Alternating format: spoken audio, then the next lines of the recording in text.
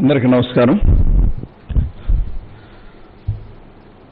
మరి డాక్టర్ సుధాకర్ అనే టీడీపీ నాయకుడు ఎందుకట్లా చెప్తా ఉన్నామంటే, సుధాకర్ బాబు పాయకారావుపేట సీటు 2019లో ఆశించి ఆయన ఉద్యోగానికి రాజీనామా చేసిన లెటర్ ఇది.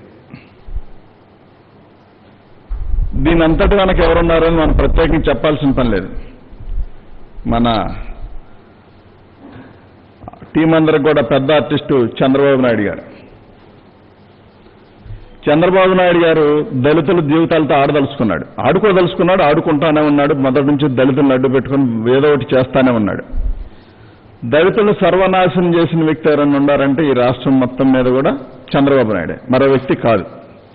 అలాగనే చంద్రబాబు నాయుడు కుట్రలకి కొల్లులకి చాలా మంది పార్టీల నుంచి వెళ్ళిపోయిన వాళ్ళు ఉన్నారు.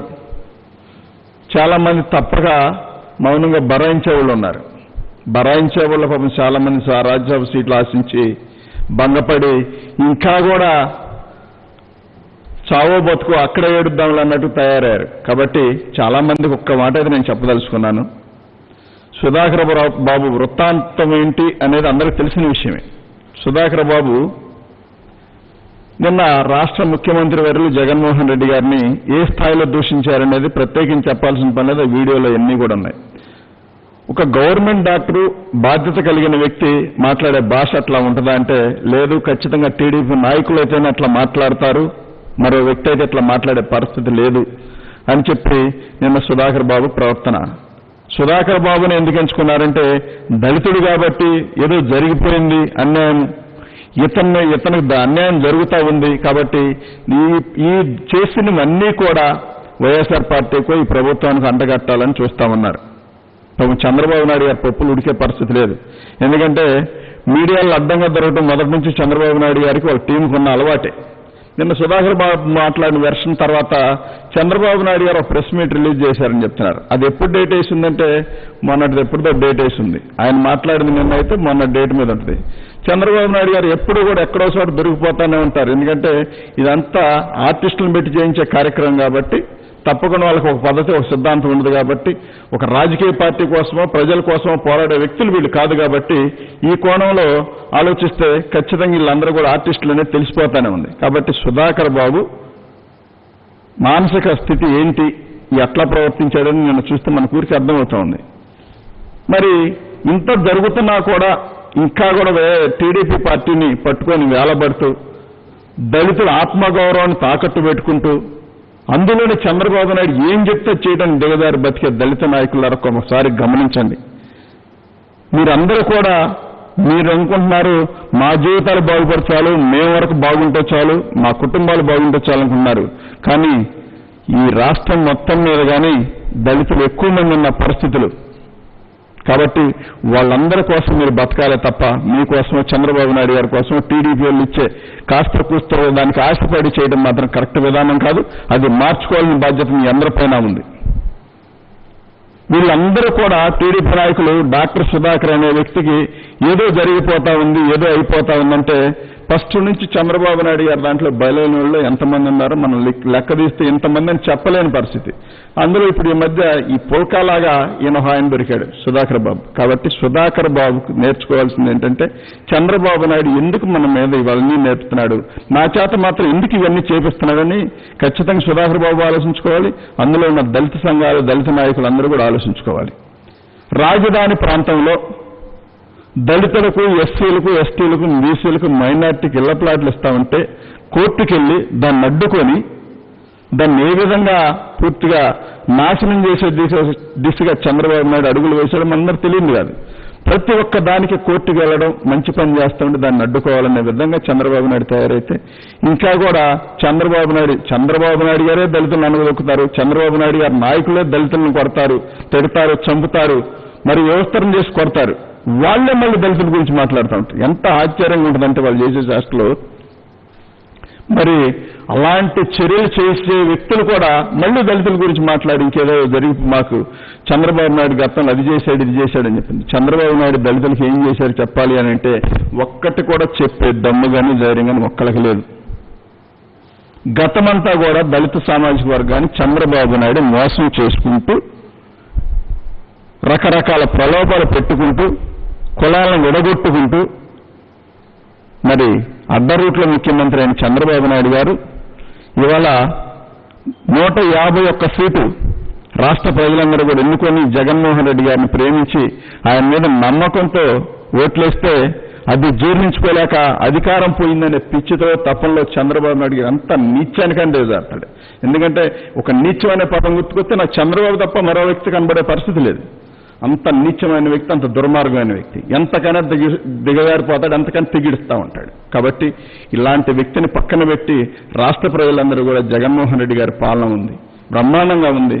మరి కోవిడ్ విషయంలో కూడా, కరోనా విషయంలో కూడా ఈ రాష్ట్రాన్ని మరి అత్యధిక టెస్టులు చేసి దేశ ప్రధాని చేత ప్రశంసలు పొంది మరి ఈ కరోనాని కంట్రోల్ చేసే విధానంలో మరి జగన్మోహన్ రెడ్డి గారు తీసుకున్న నిర్ణయాలు కానీ, అధికారులు కానీ, జిల్లా కలెక్టర్ కానీ, పోలీసు యంత్రాంగం కానీ ఏ రకంగా కష్టపడ్డారంటే మున్సిపాలిటీ శానిటరీలు కానీ మరి వీళ్ళందరూ కూడా ఇంత కష్టపడి రాష్ట్రాన్ని ఈ రకంగా ఒక దారికి తీసుకొచ్చి ఇవాళ కరోనా పాజిటివ్ కేసులు తగ్గే విధంగా టెస్టులు ఎక్కువ చేస్తున్నా కానీ కేసులు తగ్గుముఖం పట్టినాయి.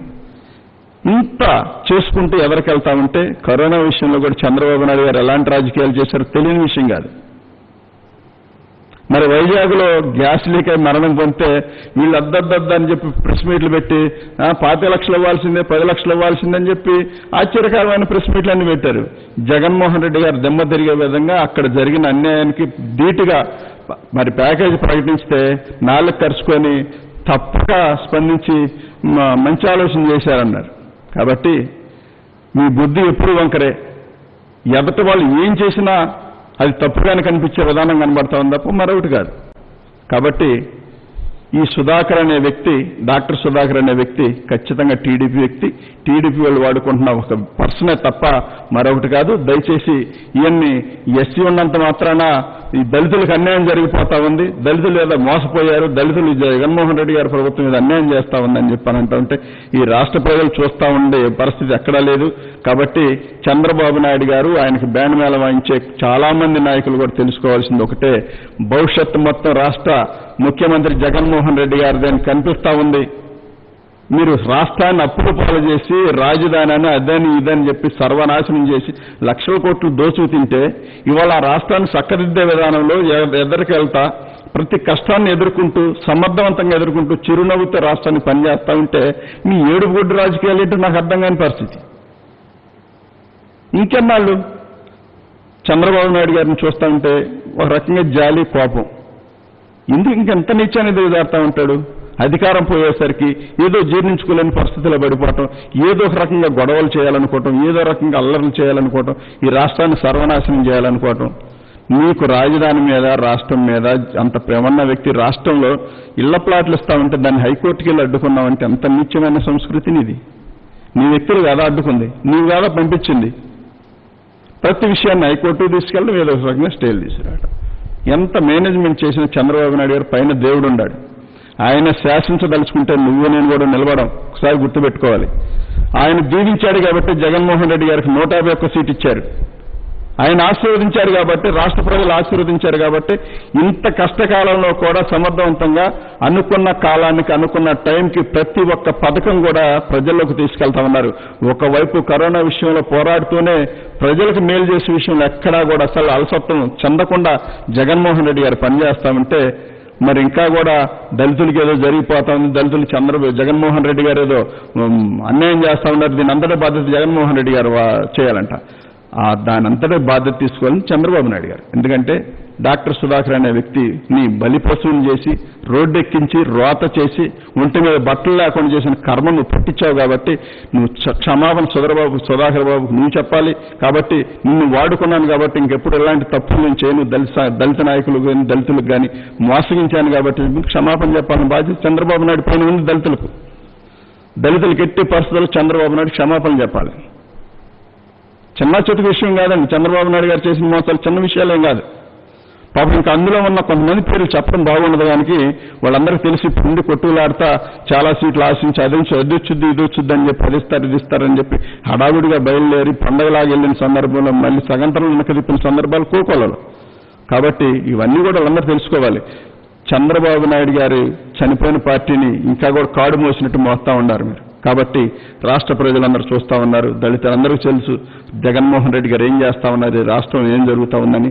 పెన్షన్ విషయంలో కానివ్వండి, రైతు భరోసా విషయంలో కానివ్వండి, ఇంగ్లీష్ మీడియం పేదవాడి పిల్లాడు ఇంగ్లీష్ మీడియం చదువుకుంటే చంద్రబాబు నాయుడికి ఎంత ఏడుపంటే తను మనవన్నే ఒళ్ళో కూర్చోబెట్టుకొని వచ్చిరాని ఇంగ్లీష్ ఈయన నేర్పాలని ట్రై చేస్తూ ఉంటాడు. ఈయనకే సరిగ్గా రాదు, ఈయన మాత్రం వాళ్ళ మనవడికి ఇంగ్లీష్ నేర్పాలని చూస్తూ ఉంటాడు. ఈయన పెద్ద పెద్ద స్కూల్లో చదివిస్తూ ఉంటాడు. టీడీపీ నాయకులందరూ వీళ్ళందరూ కూడా అక్కడ దాకెందుకు తీర్పునిచ్చే వ్యక్తులు ఎక్కడ చదివిస్తూ ఉన్నారు వాళ్ళ పిల్లల్ని అని చెప్పి ఆలోచిస్తే వాళ్ళందరూ కూడా ఇంగ్లీష్ మీడియమే.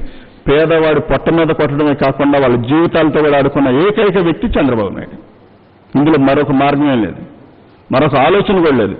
రాష్ట్ర ప్రజల జీవితాలతో ఆడుకున్న ఏకైక వ్యక్తి చంద్రబాబు నాయుడు తన స్వార్థ ప్రయోజనాల కోసం.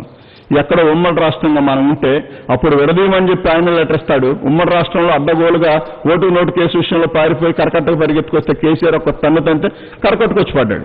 ఆ వ్యక్తి వచ్చి మళ్ళీ కరకట్ట రాజకీయాలు మొదలేసి కొంపలు గోల్చడం మొదలేసి అడ్డగోలుగా ఇక్కడ భూములన్నీ కాజేసేసి భూములు తీసేసుకొని పూలింగ్ కానీ అదాన్ని ఇదాన్ని తీసుకొని ఏదో 5 సంవత్సరాలు సింగపూర్ టెక్నాలజీ నా దగ్గర ఉండి ఎరగదీసేస్తానని చెప్పిన వ్యక్తి తీరా 4 బిల్డింగులు కట్టేసరికి సతికిల పడ్డాడు.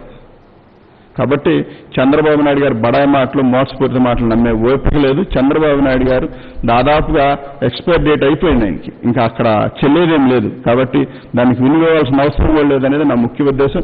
రాష్ట్ర ప్రజలందరూ కూడా గమనిస్తా ఉన్నారు. రాష్ట్ర ప్రజలు ఏం కోరుకుంటున్నారో, జగన్మోహన్ రెడ్డి గారు ఏమి ఇవ్వాలనుకుంటున్నారో రాష్ట్ర ప్రజల దగ్గర నుంచి క్షుణ్ణంగా పరిశీలిస్తున్నారు. ఇలాంటి సందర్భంలో ఇలాంటి చీప్ ట్రిక్స్ ప్లే చేసి దళితుల జీవితాలు ఆడుకునే హక్కు చంద్రబాబు నాయుడికి ఎవరిచ్చారు? మారదా? బుద్ధి మారదా? నీ జన్మ హక్కా, లేకపోతే మోసం అనేది నీ జన్మ హక్క? కొన్ని రాసు నాకు పేటెంట్ హక్కు అండి, నా జన్మ హక్కు మోసం చేయటం, వెన్నుపోటు పడటం, కాబట్టి నేను ఇదే చేస్తా ఉంటాను, నేను ఇట్లానే బతుకుతాను, నేను ఇట్లా బతకపోతే కష్టం అని చెప్పి ఎప్పుడప్పుడు రాజశేఖర రెడ్డి గారు అన్నట్టుగా నిజం మాట్లాడితే 1000 ఒక్కరైతే తన తల కాబట్టి అతను నిజం మాట్లాడడానికి ఇష్టపడ్డాను మహానుభావుడు రాజశేఖర రెడ్డి గారు ఏనాడో చెప్పాడు. అదే జీవితకాలం చంద్రబాబు నాయుడు ఫాలో అవుతానే ఉన్నాడు. కాబట్టి మీరందరూ కూడా గమనించాల్సింది ఒకటే, చంద్రబాబు వ్యక్తి ఈ డాక్టర్ సుధాకర్ మీకు లెటర్ చూపించాను కాబట్టి అప్పుడు సీట్ రాకపోవడం వల్ల, పాయకారావుపేట సీట్ రాకపోవడం వల్ల మళ్ళీ ఆ రిజైన్ రద్దు చేసుకొని మళ్ళీ ఉద్యోగంలో జాయిన్ అయ్యి మళ్ళీ మొన్న శానిటైజర్లు మాస్కులు లేవని చెప్పి అడిగినందుకంట ఈయన ఏదో దూషించారంట. శానిటైజర్లు మాస్కులు లేకపోతే ఎవరితో మాట్లాడాలి? మీరేం మిల్సి మాట్లాడాలి? రోడ్డుకి మాట్లాడతారా? మాకు అందుబాటులో లేవని చెప్పి డాక్టర్లను అడుగుతారు, లేకపోతే దానికి సంబంధించిన సలహా వర్క్ చేసే వాళ్ళని అడుగుతారు. కావాలండి ఇప్పుడు ఇన్ని కావాలి మాకని. మీడియాకి ఎక్కి మాట్లాడి లీనియాటిని కూడా ఉన్నట్టుగా సృష్టించాలని చూశాడంటే సుధాకర్ బాబు ఏ వ్యక్తి? టీడీపీ వ్యక్తి. కాబట్టి సుధాకర్ బాబు మాటలకు కానీ చంద్రబాబు నాయుడు మాటలకు కానీ ఇద్దరికి చివరిలో బాగుంది కాబట్టి ఆ లింక్ అట్లానే ఉంటుంది. కాబట్టి దయచేసి అందరూ గమనించండి. రాష్ట్ర ప్రజలందరూ కూడా గమనిస్తున్నారు. దాదాపుగా టీడీపీలో ఉన్న దళిత నాయకులు కూడా ఒకటైతే చెప్పదలుచుకున్నా, బాబు మారడు, మీరన్నా మారండి, మీరన్నా మారి దళితులకు అండగా నిలబడటం నేర్చుకోవాలని చెప్పి మనస్ఫూర్తిగా కోరుకుంటున్నాను. వేరే మార్గం లేదు. దాన్ని ఎట్లా అంటే చంద్రబాబు నాయుడికి దళితులైతేనే ఏదో రకంగా అడ్డం పెట్టి అట్రాసిటీ కేసులు పెట్టచ్చు, లేకపోతే ఇంకో కోణం తీసుకోవచ్చు, అదైతేనే పబ్లిక్ అవుద్ది కాబట్టి విషయం. కాబట్టి దాన్ని డెవలప్ చేయాలని చెప్పి దళితుల జీవితాలతో ఆడుకొని దళితులకు విలువ లేకుండా చేయాలని చెప్పి మెయిన్ టార్గెట్. అతను వాడుకుని అతను చేసే అల్లరిచిల్లర పనులన్నింటికి కూడా దళితులను వాడుకోవాలని చెప్పి ప్రధానంగా చంద్రబాబు నాయుడు పనిచేస్తా ఉన్నాడు. కాబట్టి ఆయన ఆటలు సాగలేదు కాబట్టి జగన్మోహన్ రెడ్డి గారు ఛాన్స్ ఇచ్చారు. చంద్రబాబు నాయుడు గారు కుమారులు కానీ, అందులో ఉన్న అయ్యన్న పాత్రుడు కానీ, ఈ మహానాయకులందరూ కూడా ఎంతమంది ఎన్ని పన్నాగాలు పొందినా ఇంకా వాళ్ళకి దాదాపుగా ప్రజలు చర్మగీతం పాడారు, అందులో ఎటువంటి డౌట్ లేదు. కాబట్టి రానున్న రోజులు వీళ్ళందరూ కలిసి రోడ్లు పక్కన కూర్చొని ముచ్చలు చెప్పుకోవడం తప్ప వల్ల ప్రజలకేం ఉపయోగం లేదని చెప్పి ప్రజలకు అర్థమైంది. కానీ వాళ్ళు వచ్చినా కానీ ఉపయోగం లేదని మేము కూడా చెప్తా ఉన్నాం. ఓకేనా?